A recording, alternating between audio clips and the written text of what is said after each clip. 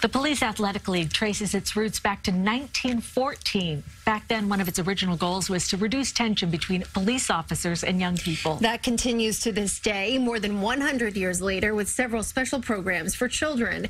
Here to talk more about the Police Athletic League is Executive Director Fred Watts. Welcome back. Thank you very much for having me. Thank you for being here. So for people who aren't familiar with the PAL, explain what it is. We have youth development professionals working with a lot of police officers to give all sorts of programs to kids: sports, educational, arts, summer camps. We do the whole gamut.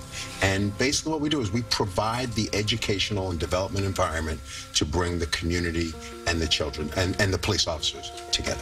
Talk about those relationships. What kind of changes you see when the kids, first get to know these police officers and how that relationship builds? We really see the relationships grow. The police officers are in our centers. We have programs where they're working with them in sports, they're coaching them, they're playing with them. We have arts programs, they're writing music together. And when they start, they're a little apprehensive.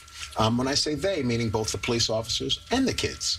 And by the end, you see these relationships really grow. In fact, we did a survey, and 93% of the teens who are working in these, what we call cops and kids programs, felt that they had a positive and better understanding of the police. 93% of the teens, and 100% of the police officers felt that way about the children. So it really works. And that they take with them for the rest of their lives, probably. I think they really do, because again, these are children in the community. They're growing up in the community. They're still dealing with police officers, young adults, and I think it really helps not only in their development as children, but in the development of the community as a whole.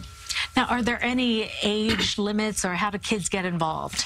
Kids get involved. We actually have programs that start at age 2. Oh, wow. We have daycare and Head Start programs and so forth, and it goes all the way up into young adulthood. So we have no limits, or very few limits, and we try to get police officers in the programs throughout. So it's not just you go and deal with a police officer in a specific thing. We really try. It's both programmatic, but also organic. So you could just show up to your center for your after-school program, and there's a police officer there, and he might help with a reading assignment or whatever. So it's something more casual, as well as also more intentional. And we're looking at some pictures. Some of them, the play streets, the sprinklers looked really refreshing. Right. The play streets you have, especially this summer, can people still get involved in activities you have going on this summer? Yes, we've started our summer camp programs, and I think they're probably fully subscribed, but the beauty is we have these play streets, these drop-in centers. There are about 20 of them throughout the city. If you go onto our website, you can see where they are. And that's just a situation where you drop into your local community, and we have basically like a in-the-community sports camp. It tends to be focused on sports.